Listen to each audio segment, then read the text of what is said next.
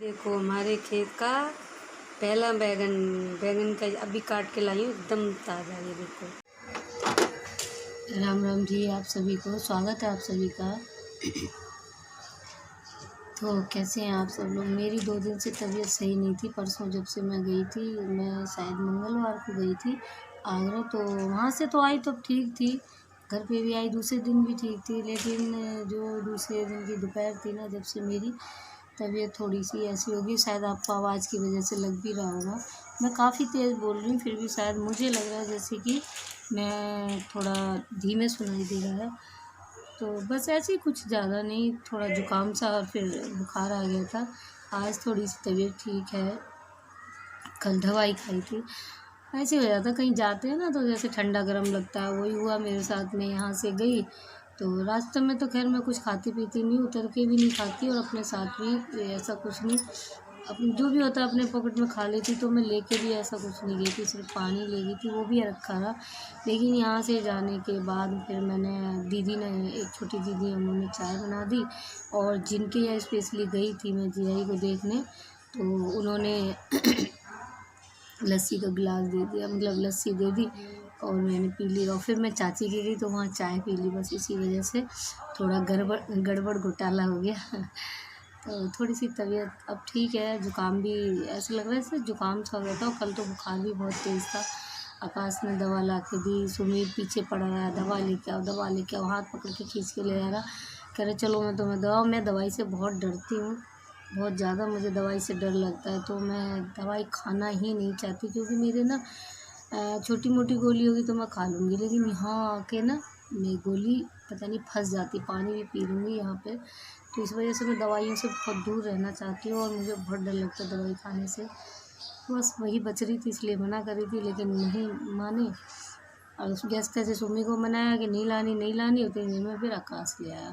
तो ठीक है, अच्छा है, खा ली तो तबीयत भी सी ठीक हो गई।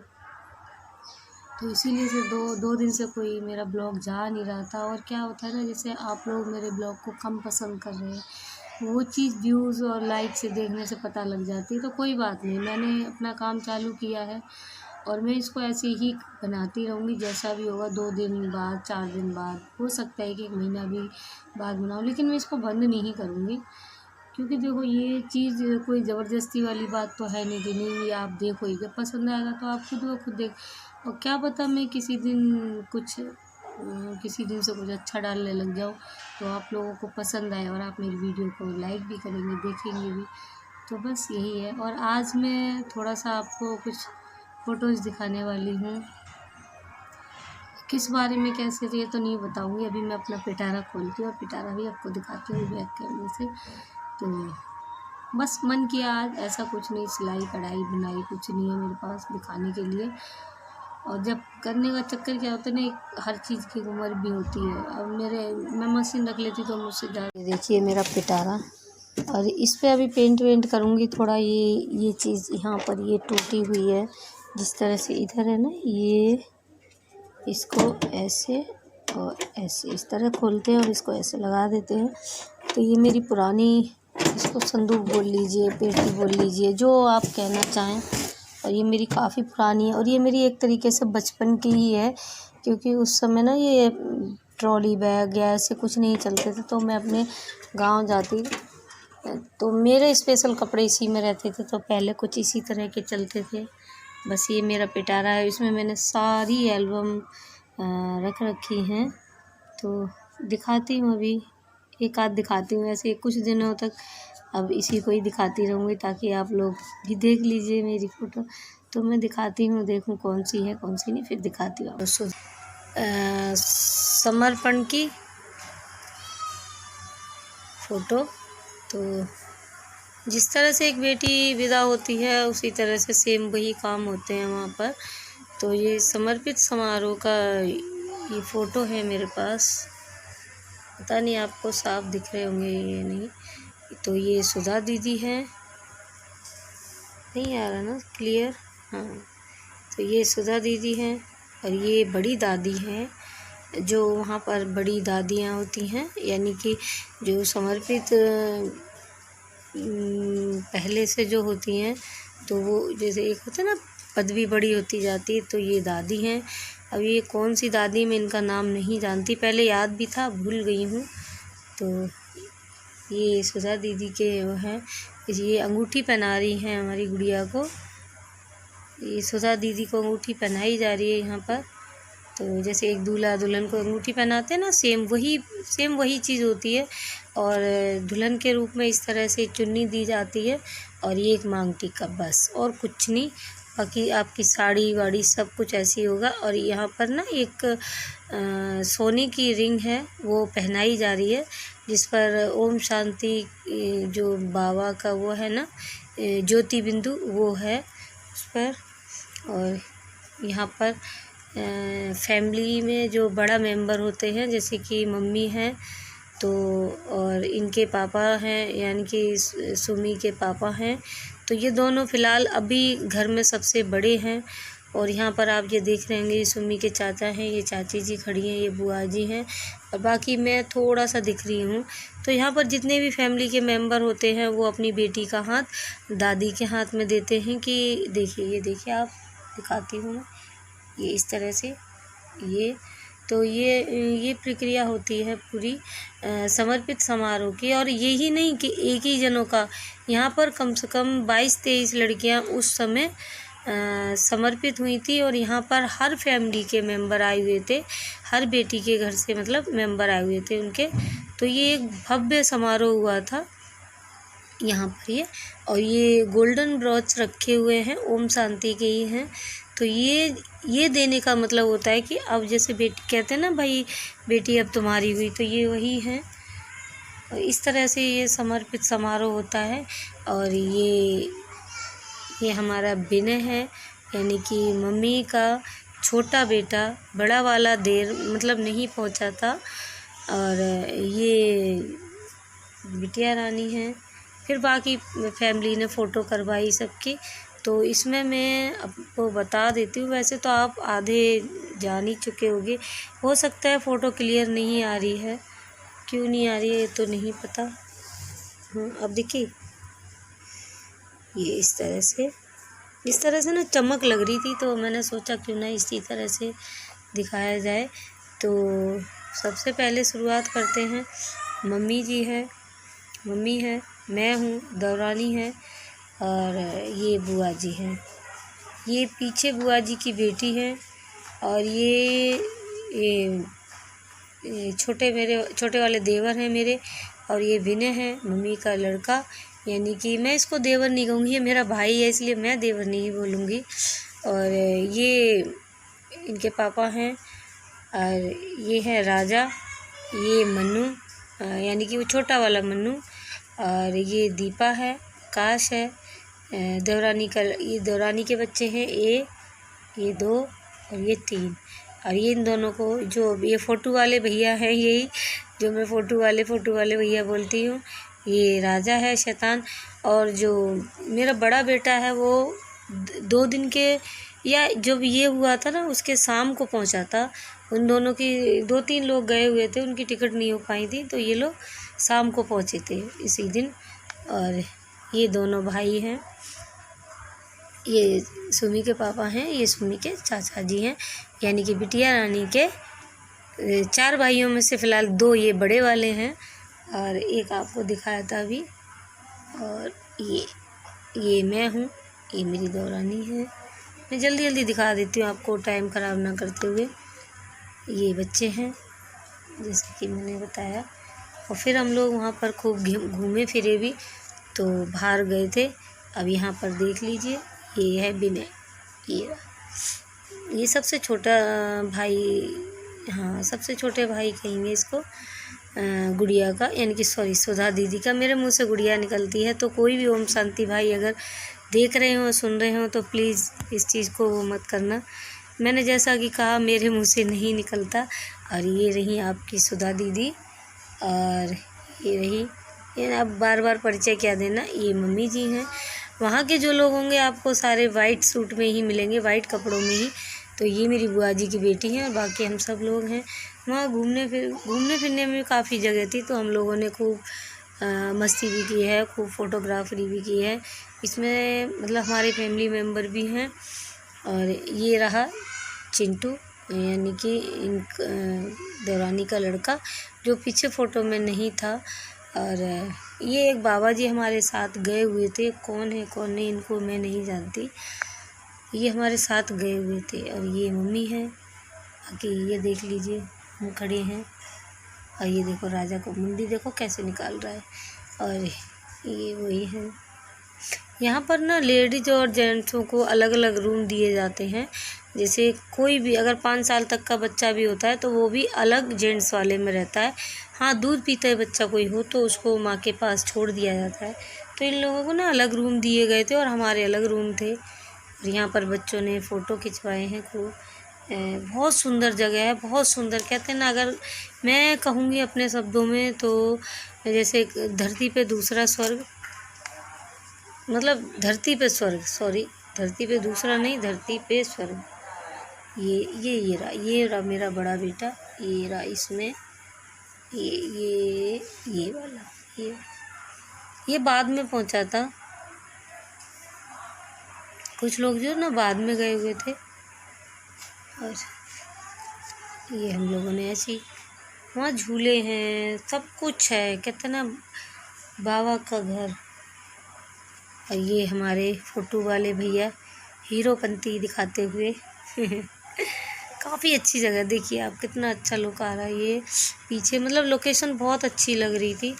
और ये वहाँ मोहिनी पार्क में गए हुए थे शायद, ये हाँ वहीं की फ़ोटो है, मोहिनी पार्क। और एक फिर बाद में विदाई समारोह होता है जिसमें पूरे घर के जितने भी लड़कियों के घर के सदस्य लोग आए होंगे तो वो सब जाते हैं। और आगे की साइड में दादी वगैरह जो बैठी रहती हैं वो आपको मतलब विदाई में जो भी उनका जो भी होता है वो देते हैं। तो हमें ना एक बैग मिला था, बैग यानी कि हैंड बैग मिला था, सभी को मिला था। तो ये तो हो गई माउंट आबू के फ़ोटो। तो यहाँ पर मैं एक फ़ोटो दिखाना चाहूँगी जिसमें मैं भी आ रही हूँ, लेकिन मैंने अपना चेहरा छुपा दिया है, वो अच्छा नहीं आया था फ़ोटो इसलिए छुपा दिया है। और ये देखिए हमारी बिटिया रानी भी खूब मस्ती के मूड में थी हमारे साथ ही। मैंने ही कहा था बेटा को कि मैंने किस तरह का पोज बनाना, और मैं अपना फ़ोटो नहीं दिखाऊंगी क्योंकि बहुत गंदा मुंह आ गया था इसमें, इसलिए मैंने एल्बम में भी सबसे नीचे छुपा रखा था कैसे लगे आपको मेरे ये माउंट आबू वाले फ़ोटो? आप ज़रूर प्लीज़ ज़रूर, आज ही सारे दिखा दूँगी तो वीडियो भी लंबी होगी, फिर आपको उतना अच्छा भी नहीं लगेगा देखने के। तो बताना ये फ़ोटो कैसी लगी कैसी नहीं। अरे जो समर्पण समारोह था वहाँ का तो मतलब मैं जितनी तारीफ़ करूँ उतनी कम है। वहाँ ऐसा क्या होता है, आप अपनी मर्ज़ी से नहीं जा सकते हैं, या तो आप वहीं के जैसे मैंने जैसे बताया सुधा दीदी अगर आप खुद ले जाती हैं तो जा सकते हैं, या आप उसमें चल रहे हो ज्ञान में, वहाँ बोलते हैं ज्ञान में चलना। तो अगर आप ज्ञान में चल रहे हो तो जा सकते हो, वरना नहीं।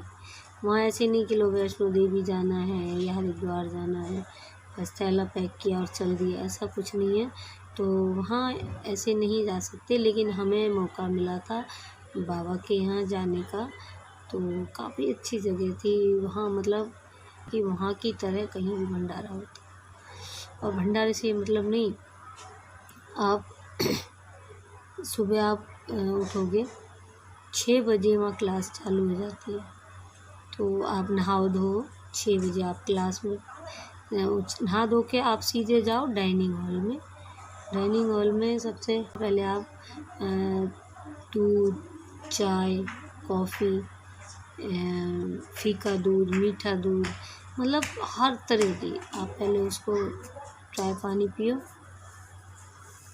उसके बाद आप सीधे क्लास में जाएंगे, क्लास लेंगे।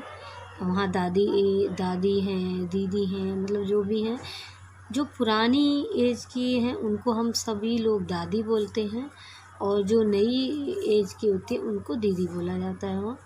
तो फिर क्लास लगेगी, 1 घंटे की आपकी क्लास होगी। आप क्लास करके आएंगे, फिर आपको डाइनिंग हॉल में फिर जाना पड़ेगा और आप वहाँ पर ब्रेकफास्ट करेंगे जाके। ब्रेकफास्ट में भी कई सारे की चीज़ें होती हैं और उसके बाद फिर आप जाइए, आपको घूमना है घूमिए, मतलब पूरा मधुबन देखिए। वहाँ पर उसी के अंदर ही काफ़ी अच्छी गैलरी है और पूरा जो भी है दादी की बाबा की समाधि है, तो वो सब देखते हैं। और उसके बाहर भी कई जगह हैं, उनको घूम के आते हैं। और वहाँ पर आप जिनके थ्रू जाते हैं, जो भी आपके परिवार से अगर कोई ओम शांति में है तो वो बंदा आपके साथ जाता है या जाती हैं, तो वहाँ पर सारी फैसिलिटी दी जाती हैं उनको।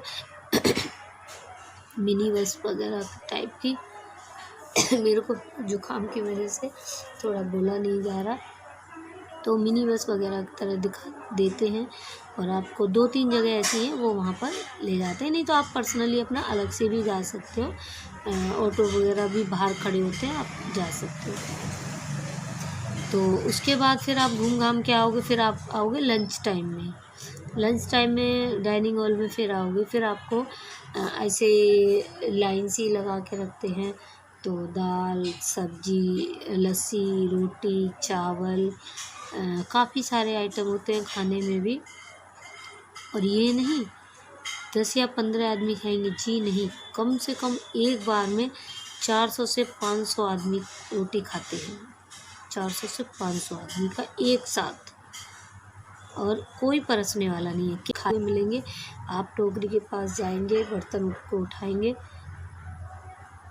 और अपना खाना लाइन बाई लाइन चलते जाएंगे। जैसे यूँ जो बड़ी सेवक होते हैं वहाँ पर, मतलब जो ओम शांति के लिए अपना सब कुछ त्याग कर वहाँ पर सेवा में जाते हैं, जो सेवा में होते हैं, या बहन जी या भाई जो भी होते हैं, तो वो सेवा में आपके लगे हुए होते हैं और वहाँ पर खाना रख के बैठे हैं। आप अपनी थाली को यूँ करिए और एक टर्न वाई बारी बारी आप आगे चलते जाइए। आपका पूरा खाना जब परस जाए, आप अपना जाके एक चेयर पर बैठकर टेबल पर रख के खा ली। कभी मेरे को ज़िंदगी में मौका मिला तो मैं आपको ज़रूर दिखाऊंगी, क्योंकि फ़िलहाल मैं 2 बार तो मैं वो आई हूँ। अब देखो बाबा बुलाते हैं कि नहीं, कोई नहीं, क्योंकि वहाँ मैंने जैसा कि बताया, वहाँ आप अपनी मर्ज़ी से नहीं जा सकते हैं। तो वहाँ के लिए तो बाबा ही बुलाएगा।